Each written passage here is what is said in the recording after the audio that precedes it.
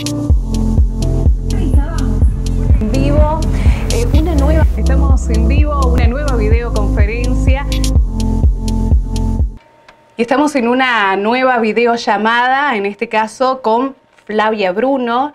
Es doctora en Ciencias Químicas. Ella es oriunda de Olaeta, pero en estos momentos está viviendo en la ciudad de Córdoba y es quien ha estudiado la estructura de un medicamento para tratar el coronavirus denominado NTZ. Hola Flavia, bienvenida. Muchísimas gracias por aceptar esta invitación. Hola, buenas tardes a todos. Flavia, para comenzar y para explicar brevemente, si lo podemos explicar en palabras sencillas, ¿qué sería este medicamento? ¿Qué es el NTZ? Bueno, el NTZ es nitazoxanida, es un medicamento antiparasitario que se venía usando en Argentina y en otros países para tratar enteritis, o sea, diarrea, ¿sí? Sí, infecciones intestinales, digamos. Ujú. Eh, Durante el desarrollo de mi tesis se planteó que quizás nitazoxanida podía utilizarse para otras enfermedades como Chagas, por ejemplo, o algunas virosis. Entonces, y no había muchos estudios, digamos, de la estructura química de la molécula, a pesar de que hacía varios, o sea, desde los 80 que se estaba usando. Entonces nosotros con mi grupo de investigación en la Universidad Nacional de Córdoba, estudiamos todo el estado sólido y pudimos, bueno, a partir de un monocristal que se le llama, digamos, en el campo del estado sólido, determinar cuál era la estructura cristalina de este medicamento. O sea, cómo se disponen los diferentes átomos en el espacio para conformar la molécula de la nitazoxanida. Y Bien, esto sirve para, digamos, en estudios posteriores, saber cómo se unen a los receptores, ¿sí? En el cuerpo humano. Y este estudio sirvió o dio puntapié para que, por ejemplo, en China se utilice este medicamento como potencial tratamiento, digamos, del coronavirus. bien, bien. Tratamiento, hablamos de para personas que ya contrajeron el virus, no para personas sanas como sería una vacuna, por ejemplo. Sí, esto es para tratamiento ya de personas enfermas. Una vacuna sería preventivo, digamos. Bien.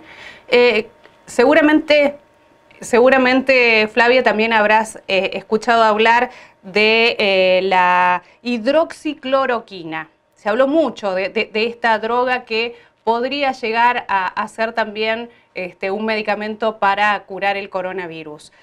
¿Tenés conocimiento de que esto puede ser así?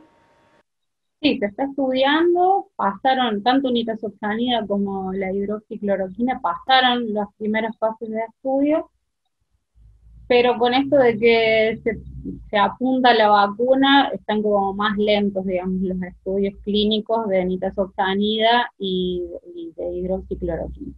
La hidroxicloroquina se probó en pacientes enfermos, en algunos estudios arrojó, pero no se sabe porque quizás tenían otros antecedentes los pacientes, que aumentaba la mortalidad, pero no está totalmente probado, digamos. Ujú. Los estudios todavía son escasos. Así que los dos están entre fase 2 y 3 del desarrollo, digamos, de estudios clínicos. Bueno, Bien. existen diferentes fases, digamos, para los estudios clínicos. Las primeras siempre son el estudio de la molécula, conocer cómo ingresa al cuerpo, si es tóxica o no. Esos estudios primeros se hacen en animales. Ya la mayoría de los medicamentos y, bueno, potenciales vacunas están en fase 2 y 3, donde ya se prueban en grupos humanos. Depende de la cantidad de personas. En el primer caso son voluntarios sanos, en el fase 1 se prueba para ver si no es tóxica, si todavía no se mide efectividad, sino seguridad. Y en los de fase 2 y 3, que son los que la mayoría de los medicamentos y potenciales vacunas se encuentran ahora, se prueban en grupos más grandes y ya con voluntarios enfermos. Bien. ¿Sí? En Bien. los de fase 3, que se encuentran la mayoría de las vacunas, por ejemplo, ya se hacen entre 30.000 y 40.000 pacientes y de diferentes partes del mundo para probar diferentes razas, bueno, siempre en pacientes enfermos. Bien, te cuento, Flavia, que alumnos y docentes del Centro Educativo General San Martín de nuestra ciudad están realizando una investigación institucional sobre justamente el COVID-19 en el marco de las ferias de las ciencias que este año se realiza de manera virtual y ellos nos mandaron algunas inquietudes para que nosotros podamos trasladártelas a vos y te las voy a estar dando a conocer mientras conversamos, si te parece. Bueno, ¿se están realizando algún tipo de estudio médico, este, digamos, en la provincia de Córdoba o a nivel nacional para combatir esta enfermedad, para conocer su evolución? ¿Hay algún tipo de estudio en este momento que se esté realizando? Sí, o sea, en diferentes universidades del país, eh, el Estado dio subsidios para que se estudien. Se encuentran en diferentes grados de avance porque también en Argentina no hay tanto desarrollo tecnológico como para responder a esta inquietud, digamos, mundial. Hay un estudio que está más avanzado que es en la Universidad Nacional de San Martín. Bueno, y ellos eh, están trabajando con proteínas, ver si se pueden unir al receptor, digamos, del coronavirus en el cuerpo y generar anticuerpos. Es una potencial vacuna. Ese es uno de los estudios que se está haciendo en Argentina. Y después algunos laboratorios que, por ejemplo, ya comercializaban la nitazoxanida en el país, están haciendo estudios clínicos con pacientes enfermos, principalmente en Buenos Aires, para comprobar la eficacia, pero esto en pacientes ya enfermos. Y Bien. después, perdón, y después está todo el desarrollo, digamos, de inyectarle plasma a los pacientes enfermos. Eso también en Argentina, en algunos grupos en Buenos Aires, se está trabajando. Pero también para pacientes que están enfermos y ya graves. Cuando hablamos el plasma, que se ha utilizado también para otras enfermedades en nuestro país, ¿crees que va a dar resultado también en el tratamiento para coronavirus? Aparentemente en los primeros estudios dio resultados, pero es un tratamiento no muy eficiente porque primero que se extrae de personas que hayan tenido la enfermedad 14 días después de que padecieron la enfermedad y que tengan un resultado negativo, digamos, frente al coronavirus. Bien, Y bien. solo se le puede extraer el 15% del plasma a la persona. O sea que, si bien pareciera ser efectivo, no es un método eficiente. Se usa solo para pacientes que están en terapias intensivas en estado grave. Bien, cuando hablamos de la vacuna, tan esperada vacuna que, bueno, parece que en muchos países ya están tratando de encontrar la cura para el coronavirus, ¿crees que si aparece esta supuesta vacuna, se podría terminar con la enfermedad? O sea, terminar no al corto plazo, digamos. Lo que se lograría es inmunizar a la gente y como en el caso, por ejemplo, de la gripe, que no dejó de existir, pero cada vez menos gente contrae la enfermedad y bueno, y son más leves los síntomas que tendríamos porque estaríamos preparados con anticuerpos para enfrentarlo, digamos. El sistema inmune se prepara distinto frente al ingreso del virus. Hay Bien. varios países que están avanzados, según lo que informan, pero no se sabe a ciencia cierta porque en general el desarrollo de un medicamento, una vacuna, lleva de 8 a 12 años. Ahora se aceleraron los procesos por una necesidad a nivel global, pero es dudoso que ya puedan terminar en el corto plazo estudios de fase 3. Seguramente será para principios del año que viene, aunque Rusia avisa que lo va a tener para octubre, pero no hay resultados comprobables, no hay muchos papers, o sea, publicaciones que muestren lo que vienen haciendo. Flavia, se dice que vamos a tener que aprender a convivir con el virus. ¿Vos crees que esto va a ser así, que va a haber más enfermos, que vamos a tener que acostumbrarnos? Sí, en el corto plazo sí. o sea, el virus llegó para quedarse como tantos otros virus que ya existen. Entonces, vamos a tener que convivir. La vacuna ayudaría a que los síntomas no sean tan graves, que no haya tantos enfermos, o sea, y tantas muertes. Pero el virus va a seguir estando instalado, digamos. Flavia, se habla mucho de lo que es la carga viral. Queremos que nos expliques de qué hablamos cuando hablamos de carga viral, a qué nos referimos.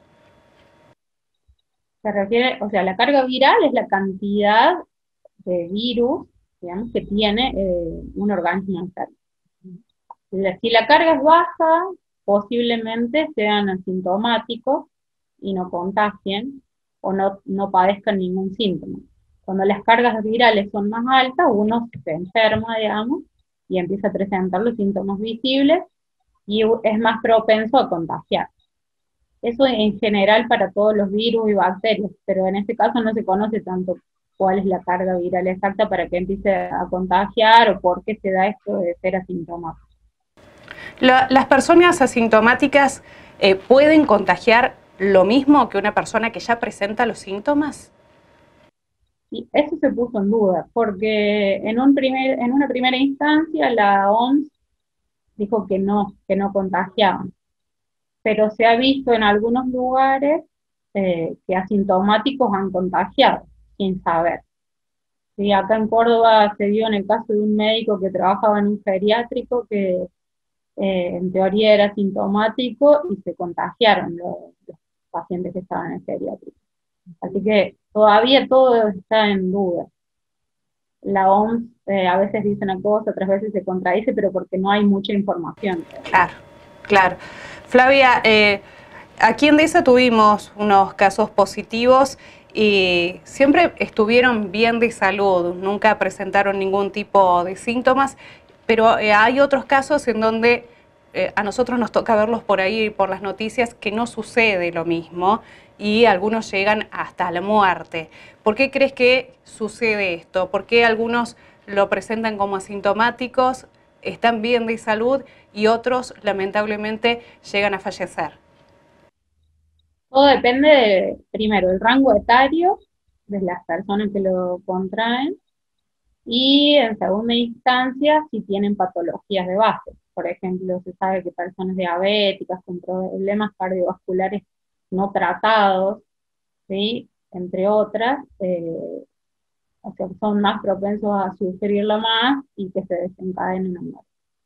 De igual manera, las personas de mayores de edad, digamos, arriba de los 60 años, corren mayor riesgo, aún sin tener patologías de base. También se ha visto que chicos de 16 años han fallecido por el mismo motivo, porque tenían otras patologías que complicaron el cuadro. Por eso, digamos, depende del rango etario y de las patologías que uno pueda tener anteriormente. Flavia, ¿qué cuidados debe tener una persona una vez que ya se curó de coronavirus? Cuando el test ya le da negativo, ¿qué cuidados tiene que tener? ¿Hay algún tipo de cuidado que deba tener o no? O sea, cuidar las vías respiratorias porque se van a ver afectadas por un buen tiempo, tratar de no contraer otras enfermedades que puedan complicarlo, porque o sea, el cuerpo tiene resiliencia, pero le lleva un tiempo, digamos, readaptarse. Eh, y después los mismos cuidados que todos para no volver a contagiarse, usar el barbijo, el alcohol, lavarse las manos con frecuencia, la distancia social, que es uno de los más importantes, porque la mayoría de la gente usa tapaboca, que no son los barbijos con filtro, entonces es necesaria la distancia de por lo menos 2 metros. Flavia, ¿es posible volver a contagiarse? Vos decías volver a contagiarse recién. ¿Es posible esto? Sí, sí. De hecho, se ha visto en otras partes del mundo con los rebrotes que hay pacientes que se han vuelto a contagiar e incluso presentando síntomas más graves que en primera instancia. Por eso eh, está en duda todavía esto de que planteaban al principio de que era mejor contagiarse porque uno ya no se iba a contagiar después y generaba anticuerpos. No todo fue tan lineal, digamos. Flavia, ¿qué secuelas nos deja el coronavirus en el cuerpo? Aparte de, bueno, como vos decías, las vías respiratorias. Por lo que se ha visto en algunos pacientes, pérdida de peso, bueno, debilidad. A otros no les afectó tanto, digamos, como que pasan la enfermedad sin que le quede ninguna secuela a corto plazo. Pero no se sabe a ciencia cierta cuáles serían las consecuencias de haber padecido coronavirus, porque es todo muy reciente, los pacientes que se han recuperado hace muy poco, digamos, entonces no se conoce tanto. Lo primero es las afecciones respiratorias y la pérdida de peso, la debilidad. Flavia, ¿estás realizando alguna otra investigación? ¿Estás trabajando en algo relacionado al coronavirus o te estás dedicando a otro tipo de trabajo ahora? Actualmente, o sea, yo pertenecía al CONICET, en un grupo de investigación en la universidad, y actualmente me aboqué a la industria farmacéutica. Estoy trabajando en un laboratorio aquí en Córdoba que desarrolla nutriciones parenterales que son como sueros con nutrientes magistrales, o sea, específicos para cada paciente según los requerimientos, principalmente para neonatos, o sea, los bebés que nacen prematuros, para pacientes oncológicos o que tienen algún síndrome de mala absorción, por lo que no pueden nutrirse adecuadamente. Bien. ¿Te preocupa esta pandemia de coronavirus personalmente, más allá de ser una investigadora? Sí, como toda la sociedad, digamos, que nos preocupa por la parte de la salud, por la parte económica, digamos, y como que no se puede ver todavía la luz eh, en un futuro cercano. O sea, se habla siempre que hasta el año que viene, entonces no hay todavía demasiadas soluciones. Los tratamientos que se están ofreciendo para el coronavirus están todos a prueba, digamos, que están en fases de estudio, porque también se ha probado el ibuprofeno, por ejemplo, bueno, el plasma, los medicamentos que se están estudiando, las vacunas, pero no hay nada certero todavía. ¿Cómo ves las inversiones que se están realizando en salud? ¿Crees que son suficientes? Esto de armar lugares de aislamiento, de comprar respiradores, ¿crees que es suficiente o falta algo más para, bueno, paliar un poco la situación por la que se está pasando? Aparentemente es suficiente, digamos, que se hayan comprado respiradores para atender a la gente, porque en Argentina no estaba muy preparada para la pandemia, eh, pero todavía no sabemos si es suficiente. Recién estamos entrando al pico, entonces se dice que en septiembre recién está bien. Como que primero iba a ser en junio, después en julio se fue extendiendo. Así que están aumentando mucho los casos. Todavía, incluso en Buenos Aires, que es donde más casos hay, se está pudiendo contener. Hay muertes que van a ser inevitables. Eh, Entonces, es el costo, digamos, de la pandemia. Pero sí creo que nos preparamos bastante bien al lado de otros países, aunque la cuarentena se está haciendo medio larga y también complica otros aspectos de la vida de la gente. Ujú. En cuanto a inversión en investigación en nuestro país, ¿cómo crees que nos encontramos? Si nos comparamos con otras partes del mundo, estamos lejos. Si bien los gobiernos invierten, pero bueno, nosotros somos un país en subdesarrollo, digamos, del tercer mundo, entonces no es comparable la cantidad que se invierte en Estados Unidos, en Europa o en otros países con respecto a Argentina. Acá se hace más ciencia básica, digamos, en general, y allá apuntan más a la industria. Bien. Flavia, bueno, el mensaje para los chicos que están realizando esta investigación sobre coronavirus, bueno, las preguntas que te trasladábamos, muchas de ellas las realizaban los alumnos, así que me gustaría también que le dejes el mensaje a ellos antes de despedirnos. Bueno, que el mensaje es que se sigan cuidando, que sigan, bueno, estudiando y formándose, porque en un futuro ellos van a ser los que quizás puedan estar estudiando medicamentos o posibles curas para otras enfermedades y que se formen, porque ya que tienen la oportunidad y que en Argentina tenemos la educación pública. Así que eso, alentarlos a que continúen sus estudios y bueno, con esperanza de que esto va a salir adelante. Claro que sí. Y muchas Flavia, gracias por la oportunidad. muchísimas gracias a vos por habernos cedido todo este tiempo. Sabemos que sos una persona que trabaja mucho, que está muy ocupada, así que muchísimas gracias por estos minutos para nosotros y felicitaciones por el trabajo que estás realizando. Bueno, muchas gracias. Hasta luego. Hasta luego.